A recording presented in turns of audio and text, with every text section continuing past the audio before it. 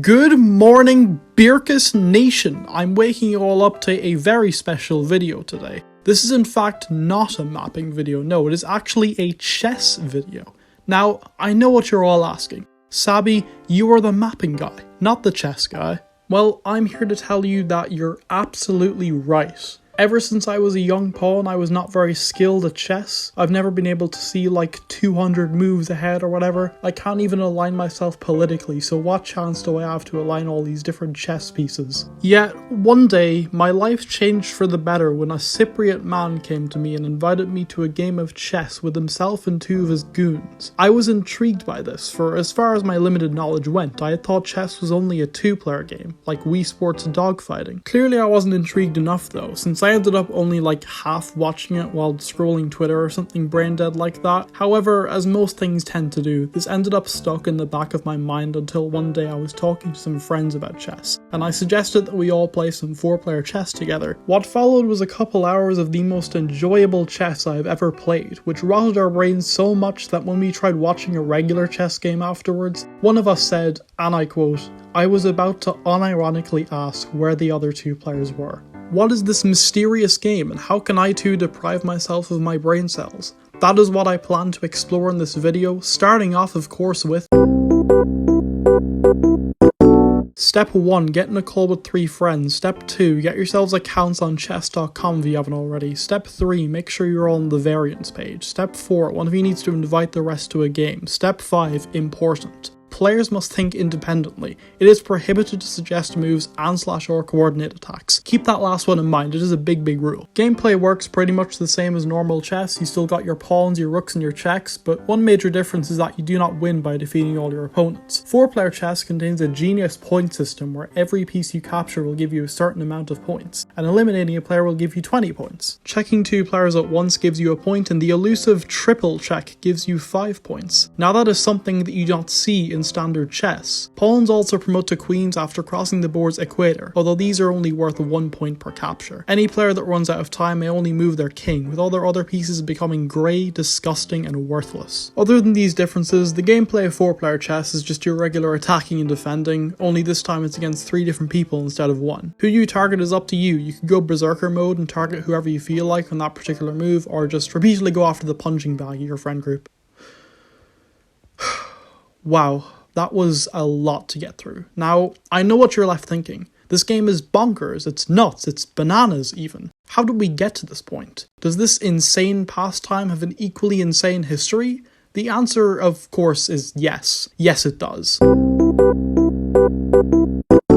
The history of chess is a long, complicated subject, so complicated that when researching it, you end up finding a lot about the history of chess. Since historians have a hard time deducing civilizations that did not have iPhone or Twitter, there's been a lot of debate over the centuries as to how exactly chess went from its origins in India to its contemporary home on Twitch. One such debate started in 1801 when a guy named Hiram Cox came onto the scene, claiming that 4-player chess was in fact the original game, and 2-player chess is a mere variant of it. Cox's main evidence for this was a manuscript retrieved from a newly British Bengal that dated back to 3000 BC. 6 decades after Cox, a fellow named Duncan Forbes published a chess history book where he built upon Cox's claim by suggesting that chess started as a 4-player game with dice, which then became a 2-player game before becoming the current 2-player game without dice. This theory, collectively known as Cox-Forbes theory, was completely rejected soon after by these two fellows once they found out the main source was actually from a completely different document from the 16th century AD. However, that did not stop Stuart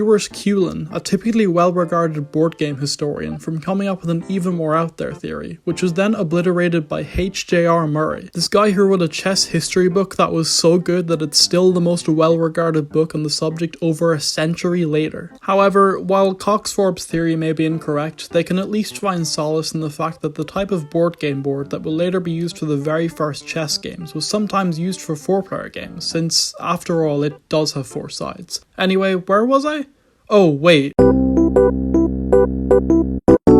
4-player chess has probably been around for as long as chess has. It doesn't take a genius to look at the game and ask the simple question, but what if there were more players? However, 4-player chess is its own established game, first came about in 11th century India. This game, Chaturajji, was easy to set up with a normal chess set, and as Forbes correctly identified, was played with dice. However, possibly due to Islamic laws against gambling, Chaturajji never spread outside of India and only received the consolation prize of being a niche variant on chess.com. The next notable variant comes from 13th century Spain and was known as Four Seasons chess. The setup for the game is very similar to Chaturajji, only, with an actual modern chess set, and each colour is a bunch of symbolism behind it. This game didn't have a long-lasting impact, instead marking the start of a centuries-long 4-player chess drought. There are no notable mentions of 4-player chess in the annals of history until 501 years later in 1784, where we get 2 mentions of what would become the modern form of the game. Only one is from Germany and the other one is from Russia, so the game could have easily originated in either place or anywhere in between. It's also worth noting that a very similar board is used for a 3-player chess game invented in Italy half a century earlier, which I do have some thoughts on. Anyway, regardless of origin, this revival of 4-player chess caused a lot of variants to be created. There was a Baltic one, there was a Pakistani one, there was even an Irish one, but the most influential by far was the variant developed by George Hope Lloyd Verney and later Montague Edward Hughes. Now, there's a lot I could say about Verney, but the one thing you need to know is that this guy loved 4-player chess. Like the Russians before him and myself after him, Verney recognized the game's main strength was just how fun it was. After building a community around himself following a complaint he sent to the Times after they called the game dead, he helped the game gain a cult following in the UK and the USA, built up a 4-player chess club in London that became decently well known across the city, and wrote 2 books in the game that were the closest thing the 19th century had to Sabirkus's Why You Should Play 4-Player Chess. Unfortunately, he died at age 54 near the end of the century, and coincidentally or not, the game's popularity began to dwindle at around the same time. However, the game did have one major impact on world history. Vladimir Lenin, who had played the game with his family in his youth, used a specially made 4-player chess table to hide illegal communist documents that was kept safe by his sister. The table helped Lenin and his allies largely stay out of prison for over 2 decades, with it only having to be replaced once since using a table like for storage was just annoying. This, one of the most influential chessboards in history, can still be seen in Moscow's State Historical Museum today. Anyway, back to the main story. By the 1960s, professional interest in the game was practically non-existent, and the game was only being kept alive by the family board game industry. While these new casual players recognized it for the fun game it was a far cry from the mainstream attention that Verney so rightfully clamored for. The game seemed destined to stay in this niche, depressing position until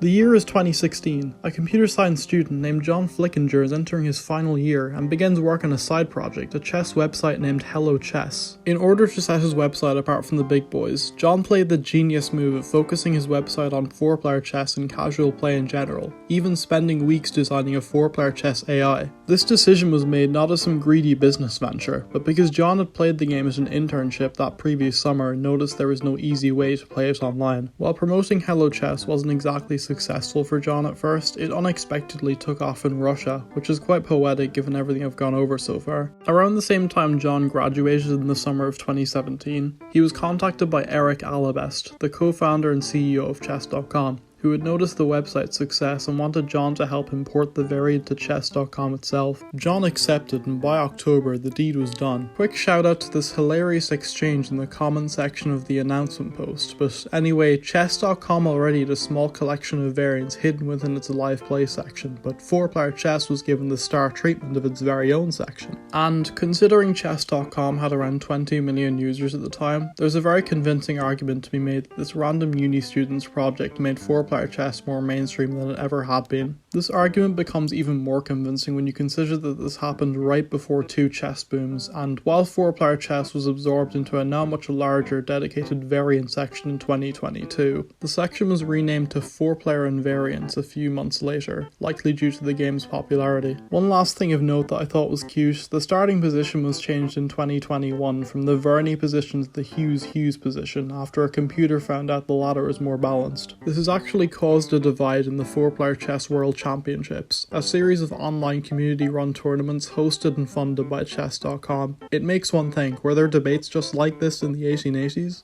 Anyway, that's the overly long history segment over. I hope you got something out of this tale. Before I depart, I'd like to talk about the deeper meaning of 4-player chess and chess in general. It's something that's surprisingly not talked about very often, and I'd like to put my own thoughts out into the void. Here's my piece on chess, my chess piece if you will. The existence of chess is actually crazy if you think about it. Like, you're telling me that people have been playing this game which has gone unchanged for literal centuries, where all you can do is move 16 pieces around this tiny board and it hasn't fallen out of fashion yet? It's so basic that an infant child can play it, but so complicated that we've been studying and building upon it for centuries, with even specialized chess robots continuing to improve at the game today. It's like the quote goes, mathematics may be the language of the universe, but chess is the language of the earth. And I know that's not exclusive to chess or anything, but this is still nuts to me. This game is so representative of human ingenuity and progression, having all this theory behind it, but still taking root in this simple 8x8 square layout. But then you have 4-player chess, which throws in another 2 players, another 32 pieces, and another 96 squares, and makes things so complicated that the strategy section for it on Wikipedia consists of 2 paragraphs. That is why, in my opinion, 4-player chess can be best explained as a game that humans were not supposed to play. Humans trying to learn 4-player chess is like monkeys trying to learn spaceflight. We would need to physically evolve ourselves to properly understand this game. Yet that does not stop some forward-thinking individuals from just playing it anyway. Lenin, one of the architects of 20th century geopolitics, was one such individual, and although the Cold War his nation ended itself up in was only black and white, perhaps the leaders of future nations will find themselves in a 4-sided war and turn to the very game Lenin once played. Ultimately, what fascinates me the most about this hyper-complicated version of chess is that it's only a very simple change, that being the addition of 2 extra players. There's people out there who say that chess is too simple and suggest all sorts of evolutions to the game, but that to me goes against the point of it, as chess's complexity revels in its simplicity, and nothing illustrates that better than the fact that only adding 2 extra players takes much of the game's strategy beyond modern human comprehension. Ultimately, 4-player chess is a gift from humanity to its descendants, and playing it makes you feel like an ancient Mesopotamian playing Wii Sports and dogfighting, and that, in my opinion, is what makes the game so beautiful. Good night, Birkus Nation.